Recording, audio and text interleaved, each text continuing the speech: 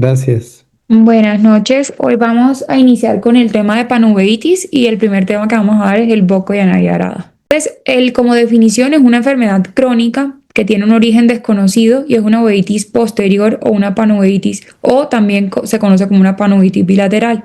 Tiene manifestaciones extraoculares en el sistema nervioso central y la piel y hay algo muy importante es que antes la gente decía síndrome de boco y Arada. Es no es un síndrome, porque el síndrome es unión de signos y síntomas que tienen una forma típica de manifestarse.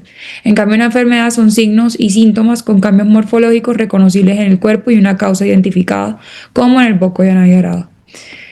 Entonces, aunque la enfermedad ocular es el principal compromiso de la enfermedad, de esta enfermedad, o sea, del boco de Arada, hay que saber que esto se trata de una enfermedad sistémica, que no solo va a afectar la parte ocular, sino que va a afectar también la piel y la parte neurológica.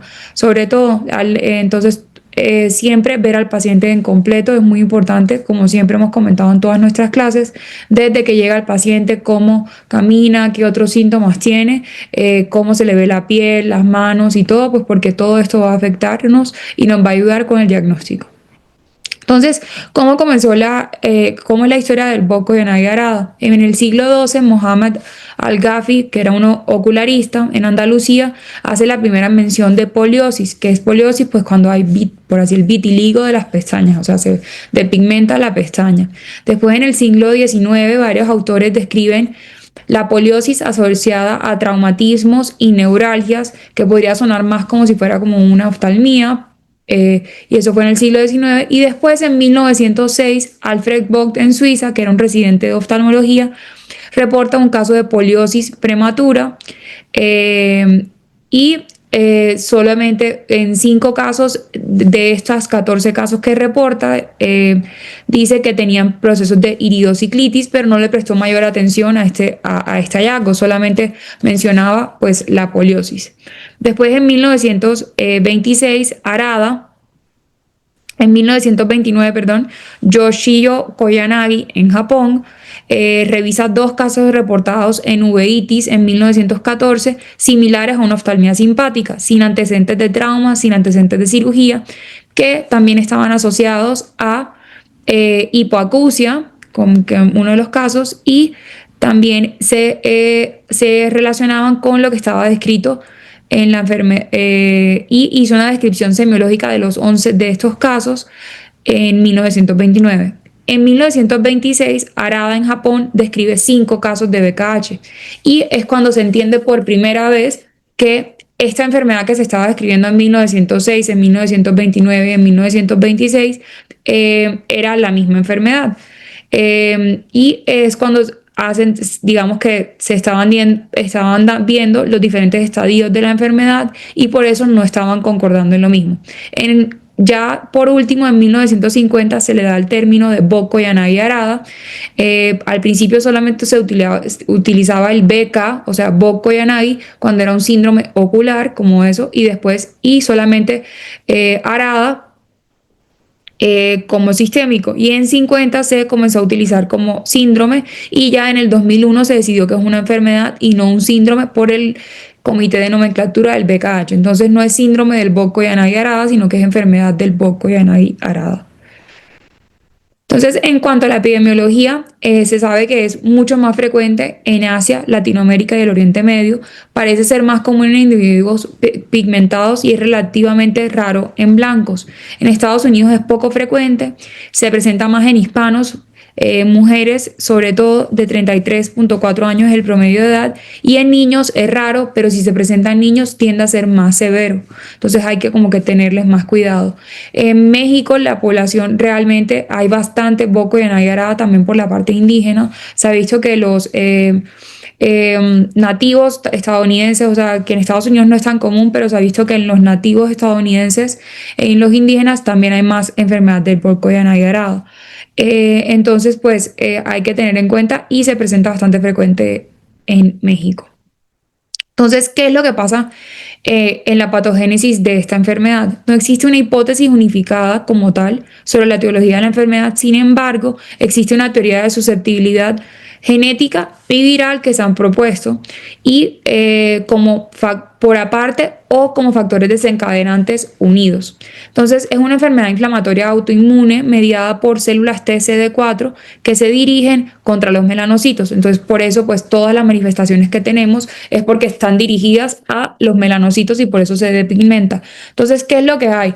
Una susceptibilidad genética. Entonces se ha visto que hay pacientes que tienen expresión del HLA-DRB1 0405 y también se ha visto que hay una infección, que puede haber una infección viral que genera un mimetismo molecular que genera una reacción cruzada entre el péptido de la tirosinasa y un péptido del citomegalovirus, y esto hace que pues comiencen todas las alteraciones que vemos en el Bocco y Anaya Arada.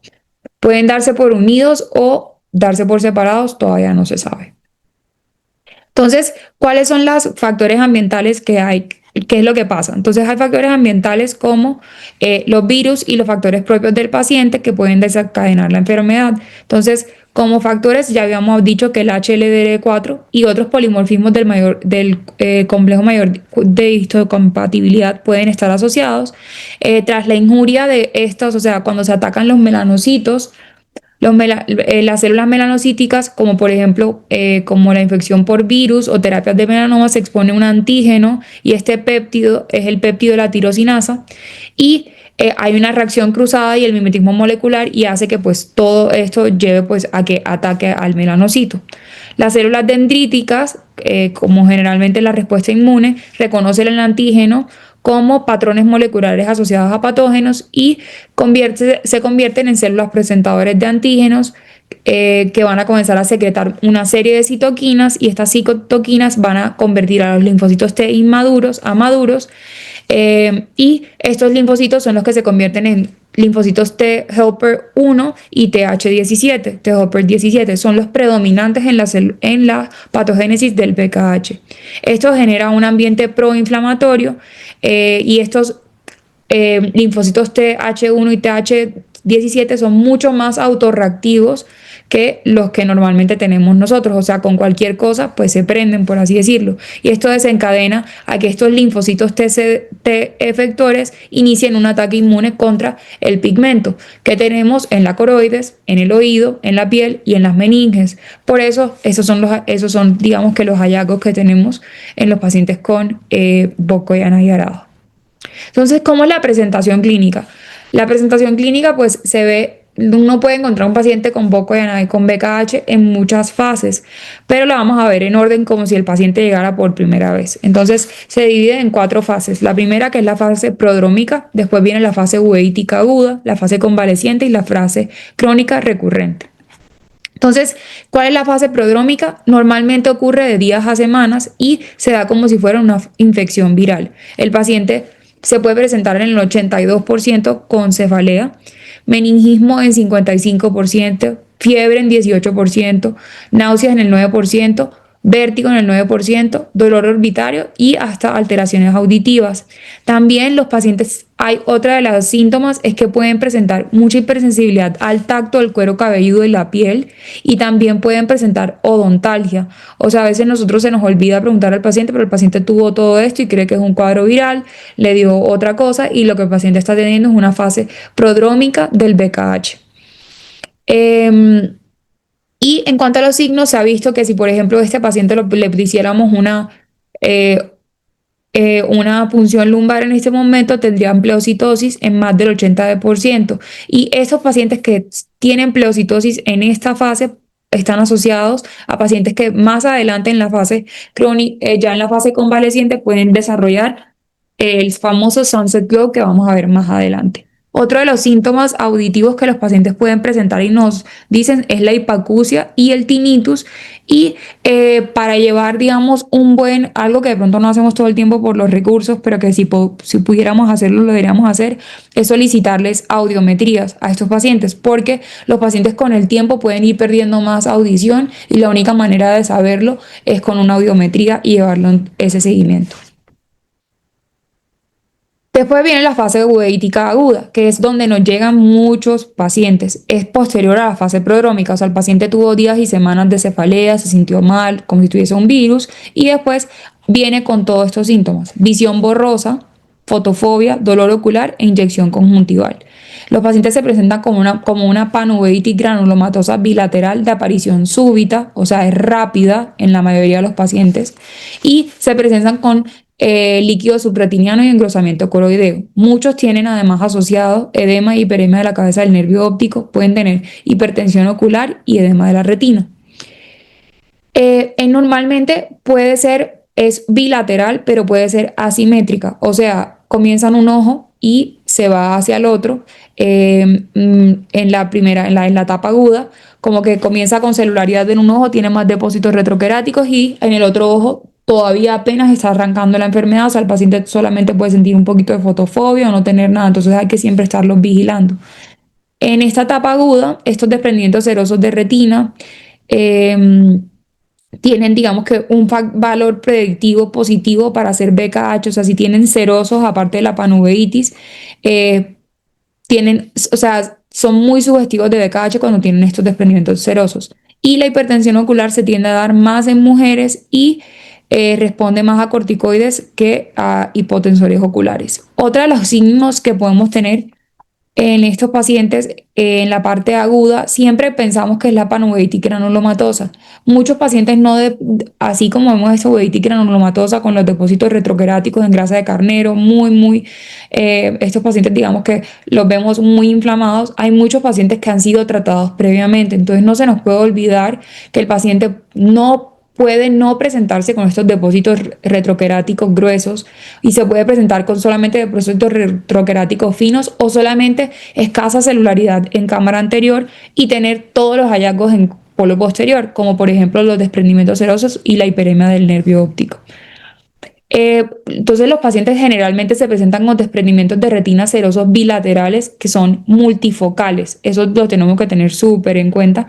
Tienden a ser multifocales, o sea, están en muchas partes como podemos ver en la imagen y también tienen hiperemia de la cabeza del nervio óptico. Comprometen generalmente en la fobia y también pueden presentar nódulos de Dahlen-Fuchs que se presentan por debajo del epitelio pigmentado de la retina. Esto en la fase aguda. Hacen también como la típica estrella macular que llamamos, pueden tener esa estrella macular con pliegues y se pueden ver también pliegues en la coroides que se pueden observar aquí y pliegues, digamos, de las retinas serosos que pueden observar aquí que van saliendo del nervio óptico y cómo el área macular está afectado. Otra de las cosas que pacientes con BKH se pueden presentar y que debemos tener en cuenta es pacientes que se presentan con el ángulo cerrado. Entonces, hay pacientes que hacen desprendimientos serosos tan severos y inflamaciones con engrosamientos coroideos tan severos y inflamaciones del cuerpo ciliar tan severos que lo que hacen es que llevan y desplazan todo el complejo hacia anterior. Entonces, los pacientes llegan con un ángulo cerrado, pero es por inflamación. Y aparte de eso, atrás están con un desprendimiento seroso y coroideo.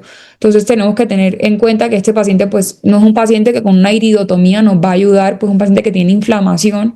Hay que saber la causa de por qué se está presentando de esta manera. Esa puede ser una de las manifestaciones de un BOCO de Nagui-Arada también. En cuanto a qué pedimos en la fase aguda, normalmente entonces el paciente nos llegó y qué es lo que queremos ver y darnos cuenta eso. Lo que solicitamos generalmente en estudios de imagen multimodal es una angiografía fluoresceínica.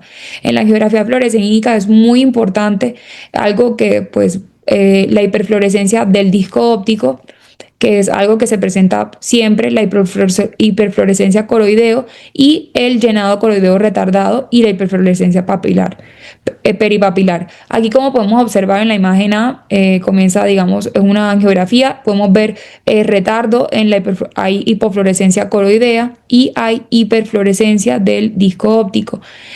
Hay una imagen muy clásica del BOCO de Nagui-Arada y es que se llama en patrón estrellado cuando llamamos, y eso es porque, o también le dicen en inglés pinpoint leakage, que es cuando comienza a, digamos, a llenarse la coroides en muchos puntos y es por toda la inflamación que tiene la coroides.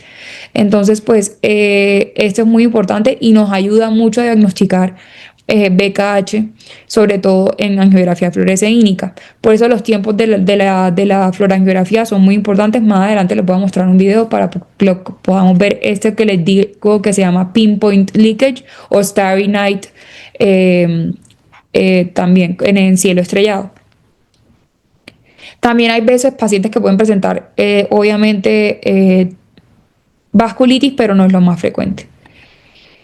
En cuanto a la ecografía modo B, no, yo no creo que todos los pacientes hayan que solicitar esto, pero lo que nos va a mostrar una ecografía modo B es un engrosamiento coroideo difuso, pero también nos puede, digamos, ayudar en el diagnóstico diferencial. Cuando tenemos un desprendimiento muy seroso, muy grande, también hay que ver si no hay pliegues en la coroides o pliegues en la esclera para descartar una escleritis posterior o que no hay un signo de la T que nos pueda orientar a un caso u el otro.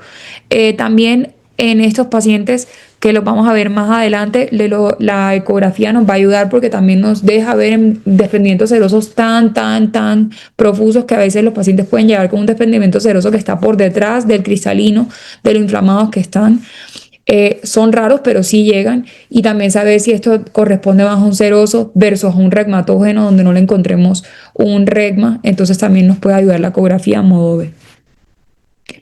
Y algo que para mí tiene muchísimo y que ayuda muchísimo es la tomografía, el OCT.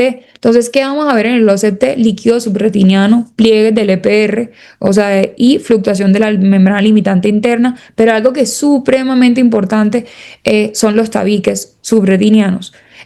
Normalmente la coroidopatía serosa central que podemos ver en la imagen D no presenta estos tabiques. Si ven, es un desprendimiento seroso que no tiene, digamos, que tabiques en el medio. En cambio, si ven en la imagen B, podemos ver tabiques y septos que son muy típicos del BKH.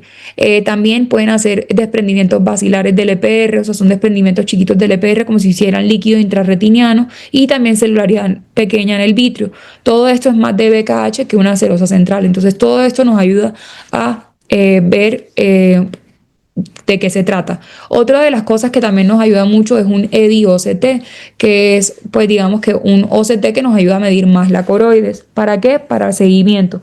Normalmente los pacientes con BOCO y anagrada tienen una coroides más engrosada en el momento y en la fase uveítica aguda, pero no se nos puede olvidar que en una fase crónica recurrente, o sea, ya en una fase más crónica, cuando el EPR se ha dañado, cuando han tenido mucha inflamación, estas coroides ya va a estar más adelgazada. Entonces tenemos que saber los valores para saber si está fluctuando la coroides o no.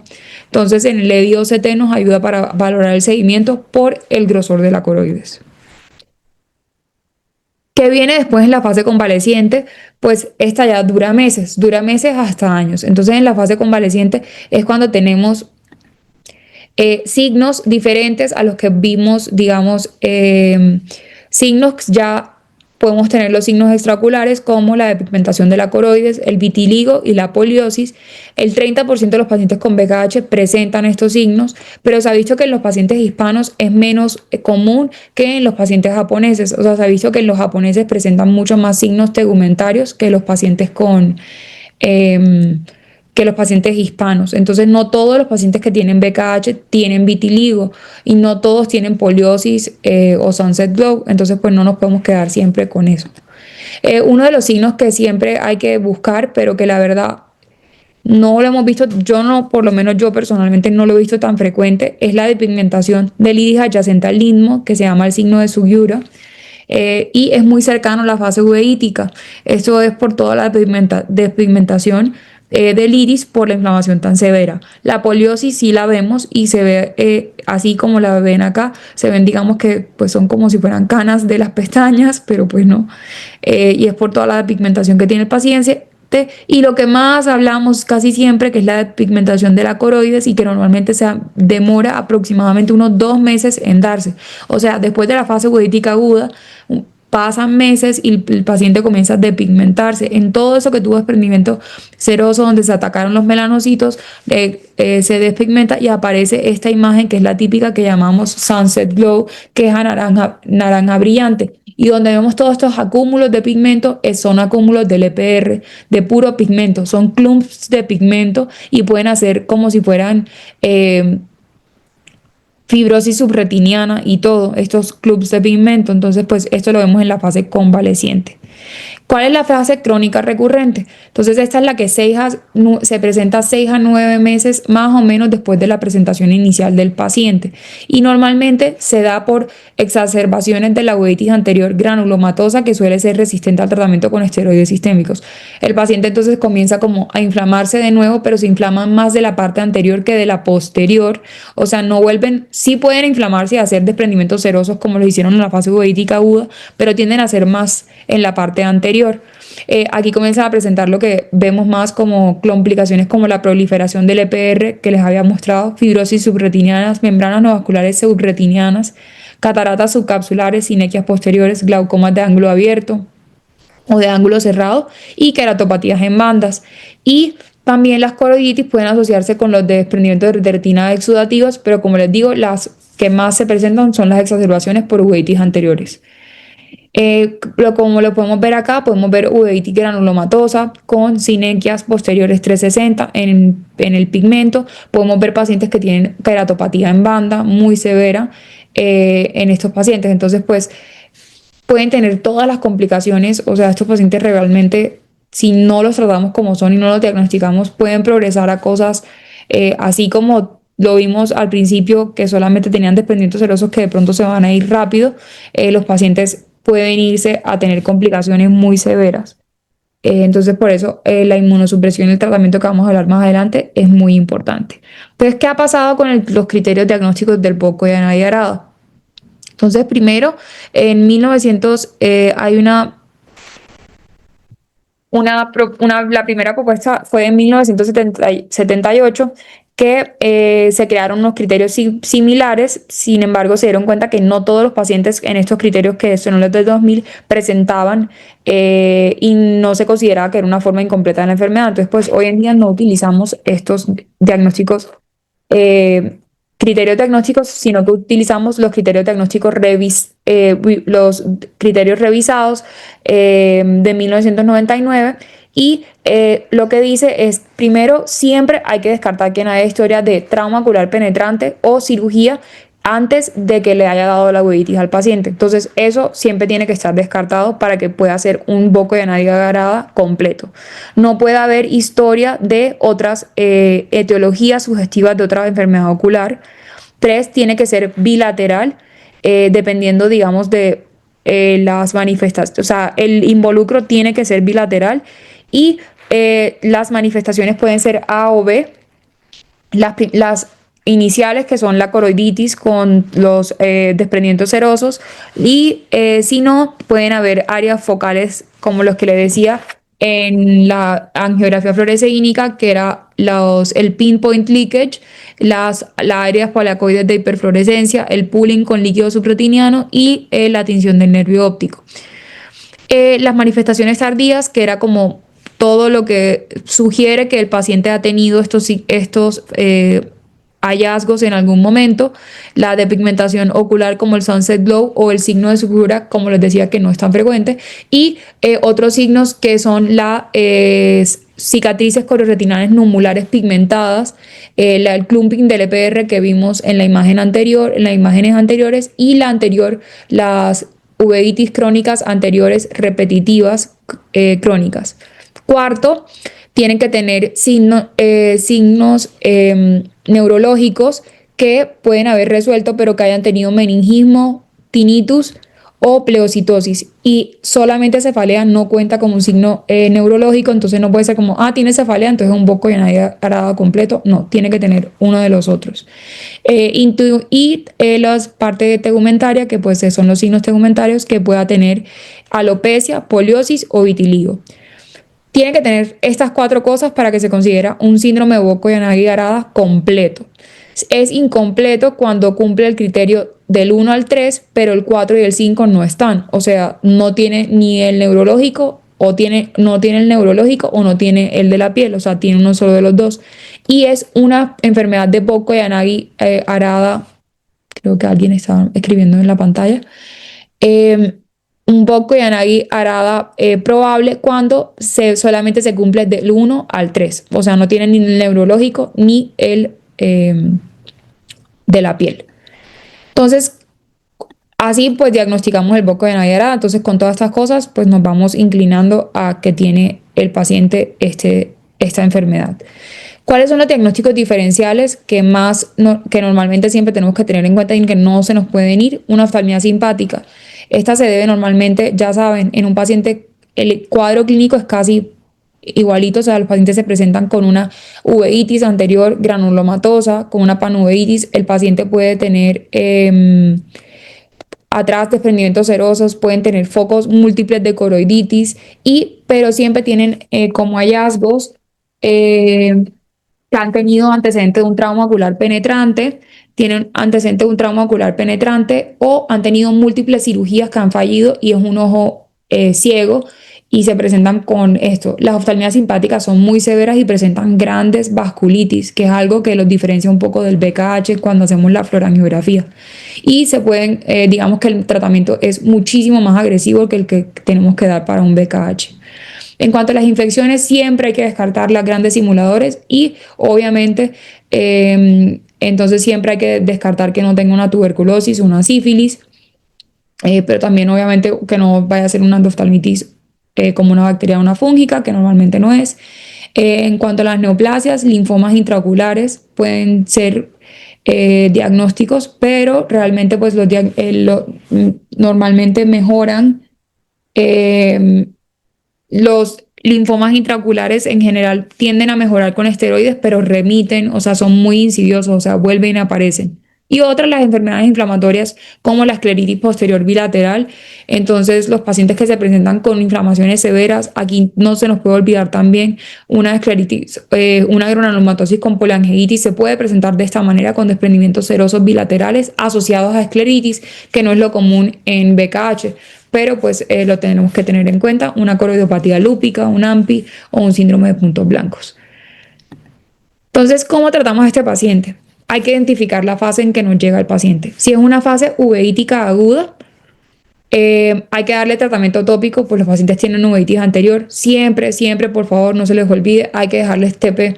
No importa que el paciente diga que ve mal, que no puede ir a trabajar, ni nada. TP siempre, porque hay que mover ese iris para que no hagan sinequias. Estos pacientes se sinequian muy rápido y después no tenemos cómo revisarlos y tenemos más complicaciones. Entonces el tratamiento tópico tiene que ser con esteroide tópico y con tropicamida. Hay que darles, aparte, cuando ya tenemos nuestros exámenes negativos, infecciosos, hay que darles prednisona o bolos de metilprednisolona. ¿De qué depende? Primero, de cuánto tiene de actividad, o sea, el desprendimiento de seroso, qué tan grande es. Si es un desprendimiento pequeño, el paciente no se puede hospitalizar ni nada, se puede iniciar con 1 miligramo por kilo prednisona oral y en dosis reducción lenta, muy lenta. O sea, no lo vayan a hacer rápido porque pues se pueden volver a aprender o no mejorar. O lo ideal son los bolos de metilprednisolona intravenosos por 3 días seguidos de terapia oral, o sea, de una dosis reducción de prednisona oral a 1 miligramo por kilo. Y estos pacientes deben estar con esta fase, en la fase uveítica aguda, si hay que seguirlas, dándoles esteroides por mucho tiempo, o sea, son pacientes que necesitan esteroides bastante, 6 meses, pero hoy en día se sabe que usar esteroides inmunomoduladores al principio cambia la enfermedad, o sea, se sabe que tienen menos,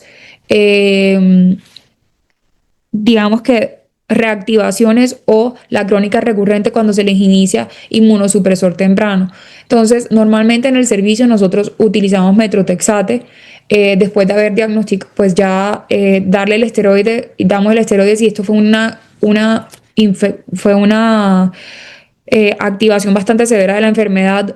Les iniciamos inmunosupresor temprano, puede ser con azatropina o con metrotexate. También se ha visto que se puede utilizar ciclosporina en la fase crónica recurrente y hasta rituximab o infliximab en pacientes que no responden a manejo y a terapia máxima. O sea, pacientes que ya tenemos con metrotexate, azatropina, prednisona oral y siguen haciendo fases crónicas recurrentes con muchísima inflamación. Hay que pensar en biológicos como rituximab o infliximab. Pero sí se ha visto que con estos, en los inmunomoduladores, los pacientes tienen menos aparición de signos en piel y menos signos como menos recaídas y complicaciones a largo plazo, por lo cual la inmunosupresión temprana sí cambia el pronóstico de estos pacientes. En cuanto a las complicaciones, siempre pues catarata, sobre todo por esteroides, glaucoma, como les decía, se puede presentar de ángulo cerrado si vienen con mucha inflamación eh, o también de ángulo abierto o ángulo o también por esteroides, sinequias posteriores en el 23 al 0.4%, membranas no vasculares coroideas sí se ven, hay que saber diferenciar al paciente cuando llega con una baja visual, cuándo pedirle un OCT y cuándo saber por qué, si está teniendo un desprendimiento seroso o lo que está teniendo es una membrana no vascular coroidea que hay que tratar de una manera diferente. Esta manera no se va una membrana no vascular coroidea no se va a tratar con un esteroide, esta membrana no vascular coroidea hay que tratarla con antiangiogénicos. Entonces, pues sí es muy importante de saber cuál de los dos y la queratopatía en banda que se produce. Entonces, como conclusión de el BKH es una enfermedad crónica, sistémica, de epidemiología variable, pero que se ve bastante acá. Tiene una fase, la fisiopatología es una mixta por virus y susceptibilidad genética por el HLDR4. Tiene una fase prodrómica o ética convaleciente y crónica y los corticoides son la base, o sea, el tratamiento inicial en estos pacientes y los inmunomoduladores. Después se escala la terapia inmunomoduladores y biológicos. Aquí les traigo rápido un caso clínico de un Bocco y Anaya Arada, un paciente que se presentó al servicio con una semana de evolución de baja visual del ojo derecho asociado a dolor ocular y epidemia conjuntival. Y 3 días después comenzó con las mismas características en el ojo izquierdo. Al preguntarle al paciente, el paciente refería que había tenido odontalgia y cefalea la semana antes de de presentar los síntomas oculares. Llegó con una agudeza visual en el ojo derecho de 20-100, mejor corregida, y aquí podemos observarle algo de perema del nervio óptico, pero si se dan cuenta aquí se observan pliegues pequeños hacia el área foveal que habla sobre el desprendimiento seroso que tiene este paciente. Si los ven acá en las arcadas también se puede ver y se ve un engrosamiento en el área foveal. Lo mismo en el ojo izquierdo, tenía una agudeza visual mejor corrigida de 20-140 y aquí pueden notar aún más cómo se ven estos pliegues aquí en todo el área foveal, el engrosamiento con todos estos cambios pigmentarios que vemos acá que corresponden al desprendimiento seroso. En una imagen de campo amplio de tomada ese mismo día podemos ver estos, como les decían, estos desprendimientos serosos múltiples que vemos en el paciente, o sea, son múltiples desprendimientos serosos, no es solamente uno, generalmente son múltiples, como los vemos aquí en esta imagen, y podemos observar en el otro ojo también múltiples desprendimientos serosos en el paciente. Se le hizo en este momento se le hizo al paciente un OCT y aquí les quería mostrar muy bien estos septos, estos tabiques que se ven que normalmente no van a ver en una serosa central. Entonces por eso es súper importante cuando vean estos septos y estos desprendimientos basilares son muy sugestivos de Bocco y Anaya Arada. También si se dan cuenta tiene un engrosamiento de la coroides bastante grande que nos va a ayudar en el futuro a ver cómo le va con el tratamiento al paciente. Y podemos observar en el ojo izquierdo, en el ojo contralateral, lo mismo. Vean estos septos, cómo se llena el líquido subretiniano, pero cómo también se levanta el EPR y hace estos desprendimientos basilares del epitelio pigmentado de la retina con el aumento del grosor de la coroides. Y acá era el video que les quería mostrar. Quiero que se fijen muy bien cómo comienza. 609. Ay, perdón. Aquí pueden observar cómo se va viendo la angiografía fluorescínica y cómo va pasando el tiempo y comenzamos a ver el llenado y comienzan a ver toda esa coroides cómo se va llenando poco a poco. Esa coroides como hiperflorece. Eso es muy típico del Bocco y Anaya Arada. Entonces el Starry Night del Bocco y Anaya Arada. En el mismo paciente y la autofluorescencia que en general nos puede ayudar mucho. A veces, como les mostré en la primera imagen, me voy a volver para que lo vean y se den cuenta. En esta imagen a veces lo vemos y decimos, se nos puede pasar de pronto el desprendimiento seroso porque a veces son muy planos, pero si vemos en la autofluorescencia podemos ver estas grandes áreas de hiperautofluorescencia y vean cómo también son gravitacionales, o sea, se va bajando el líquido por gravedad, entonces pues tienen desprendimientos serosos pero se van bajando. También nos permite ver qué es lo que está siendo afectado del epitelio pigmentado de la retina. al igual en el otro ojo con los desprendimientos serosos múltiples y vean cómo el líquido va pasando, o sea, cómo está en agudo en este momento, pero cómo va bajando el líquido subretiniano que tiene el paciente. Entonces, en este fue una enfermedad de Burkitt-Yaray-Arada probable. ¿Por qué? Porque solamente cumplía los criterios del 1 al 3, no tenía ni síntomas neurológicos, solo tenía cefalea, que no cuenta, y, y no tenía ningún síntoma ni signo en la piel.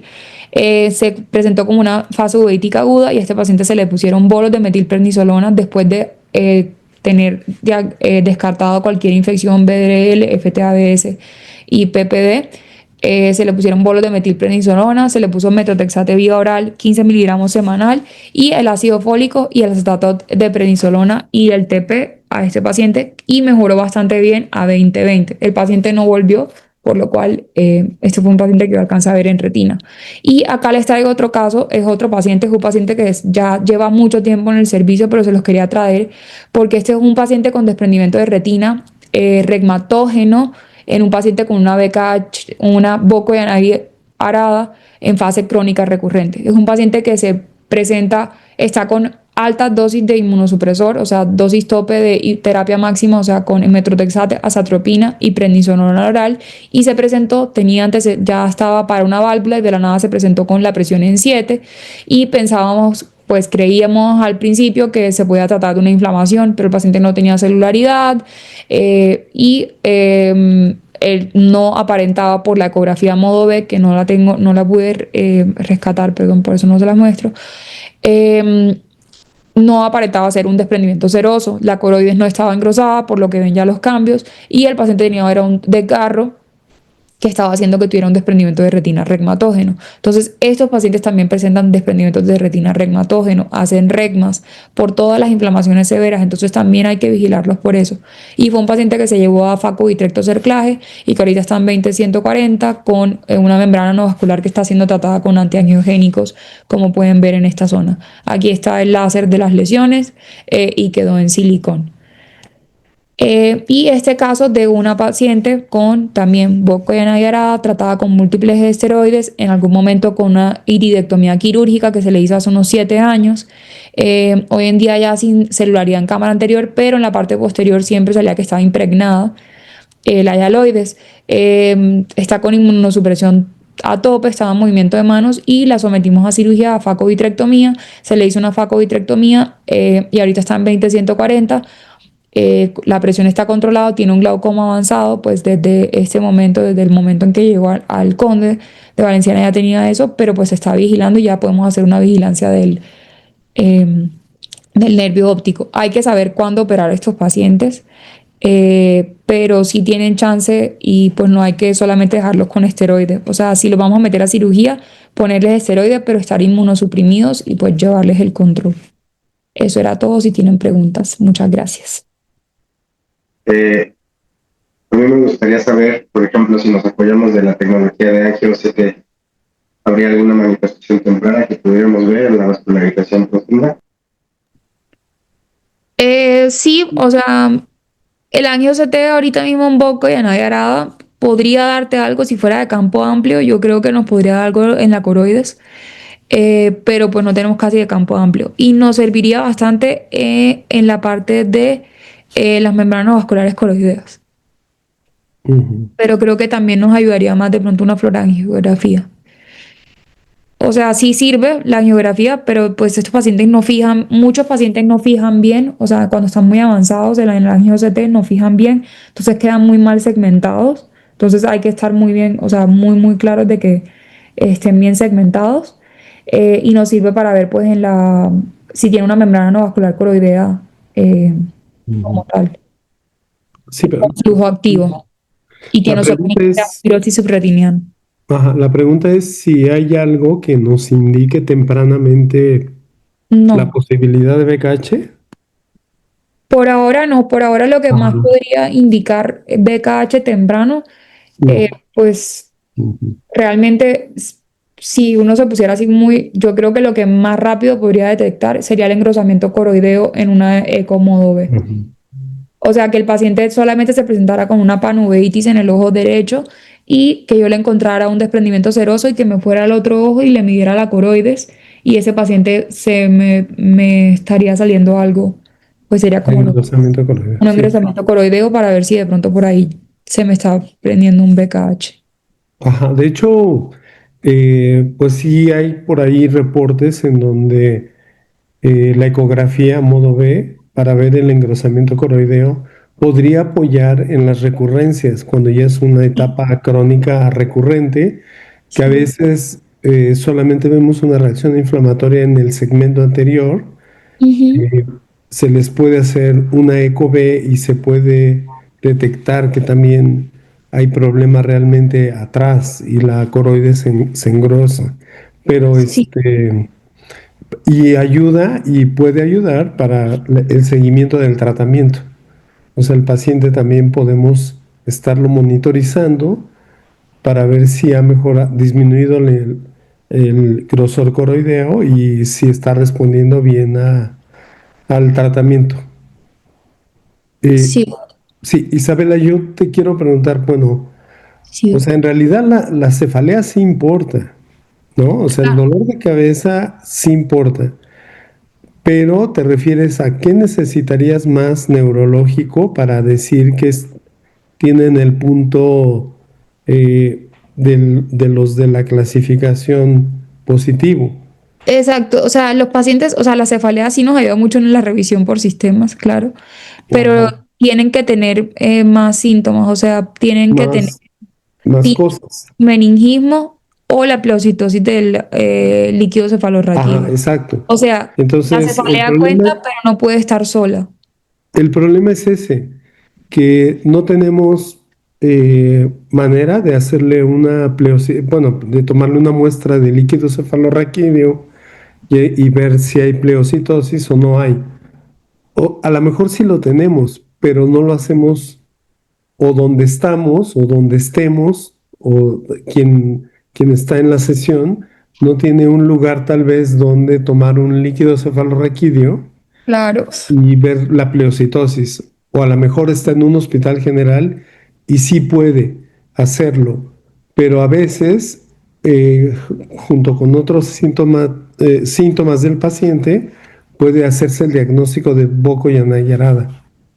Eh, yo creo que la cefalea es importante, aunque no podamos hacerle un líquido cefalorraquídeo o aunque el paciente no nos refirió que tuvo tinnitus, por ejemplo, ¿no? Que es otra, o que tuvo meningismo. Claro. Es poco frecuente, pero sucede que hay pacientes con Boco y Anaya Arada que primero llegan a neurología Sí, y en neuro llegan con unos síntomas tremendos a nivel de nervioso, se ingresan, se estudian y a los pocos días empiezan con baja visual, desprendimientos de retina seroso y todo, porque los síntomas neurológicos son los más llamativos para el paciente y primero va a la neurología.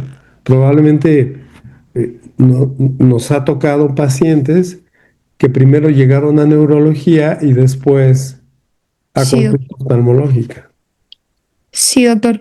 En esa parte, de acuerdo completamente, era como más para el criterio, o sea, muchos quedan como incompletos por Sí. eso, Ujú, pero realmente uno los clasifica como tiene Boco y Arada, o sea, en la práctica común, o sea, como en la práctica ujú. clínica, realmente los clasifica uno con, o sea, si uno se pusiera por libro, no podríamos meterlos sin estos diagnósticos así, pero generalmente, pues si tienen todas esas cosas, pues los dejamos como un poco ya nadie arado. O sea, como que no los ponemos incompletos. O sea, es más que todo por los criterios que pide, pues, la revisión, pues, de Sí, la academia.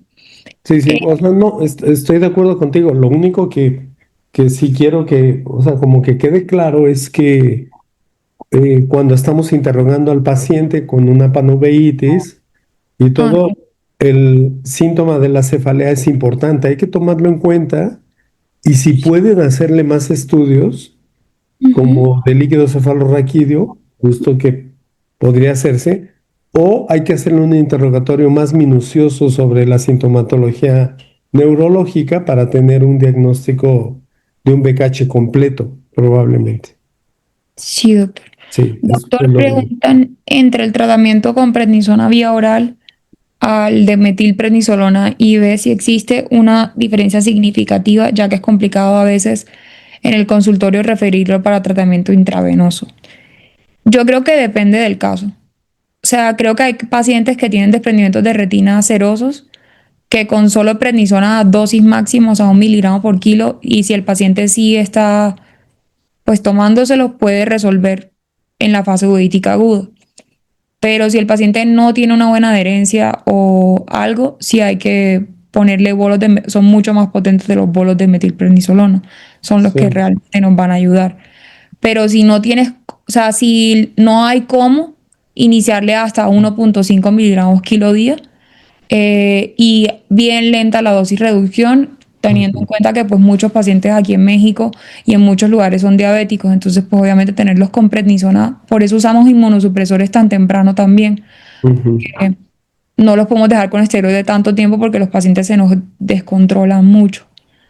Pero si se puede y es una fase uveitica aguda, así como les mostré con desprendimientos serosos múltiples, una baja visual muy grande, cefalea, meningismo y todo, lo mejor son los bolos de metilprednisolona.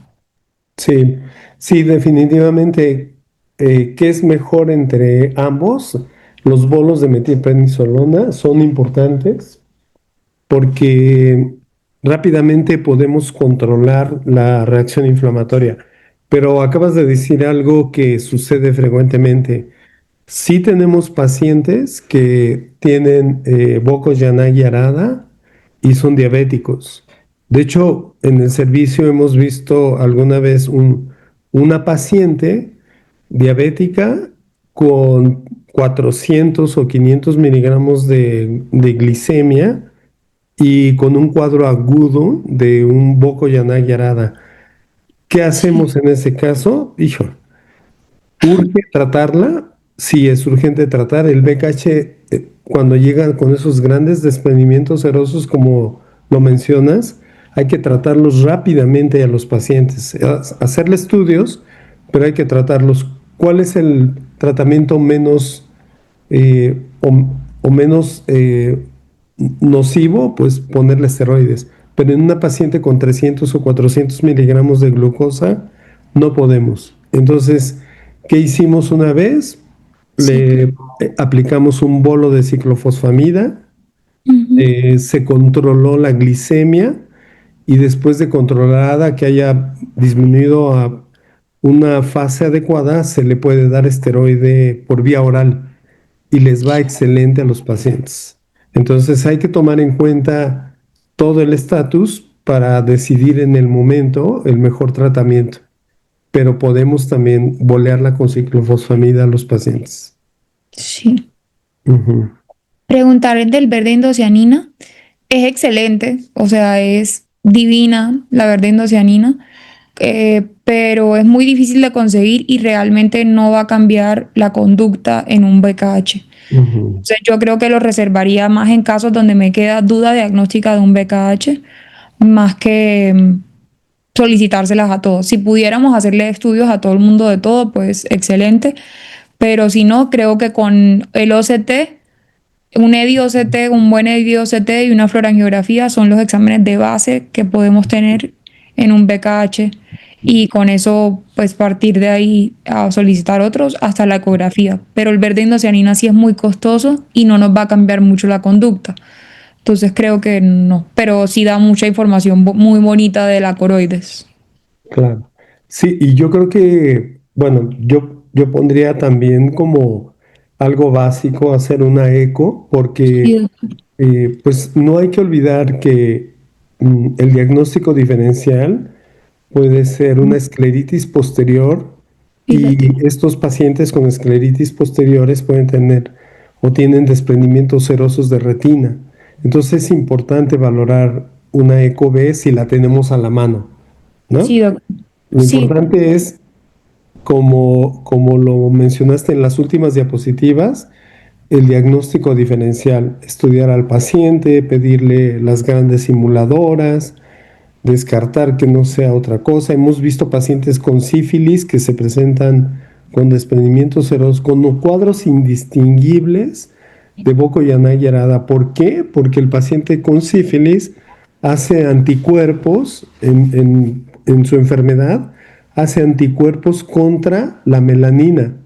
Y entonces Sí, hay pacientes con sífilis que se despigmentan, igual que un paciente con BKH. Entonces hay que descartar sífilis, un lupus, por supuesto. Sí, hemos tenido, de hecho, una vez tuvimos un paciente con sífilis que de entrada, con todas las manifestaciones de Burkitt-Gianai y Arada, que de entrada que empieza con esteroides hasta que nos trae las pruebas de laboratorio y tenía todas las pruebas y la BDRL FTABS positivo y ahí se agrega el antibiótico y afortunadamente respondió muy bien el paciente. Entonces, primero descartar otras sí. entidades, ¿sí? Tratar de llevar los criterios que están aquí en la diapositiva para el diagnóstico más de certeza y iniciar un tratamiento rápido al paciente con Burkitt-Gianai y Arada.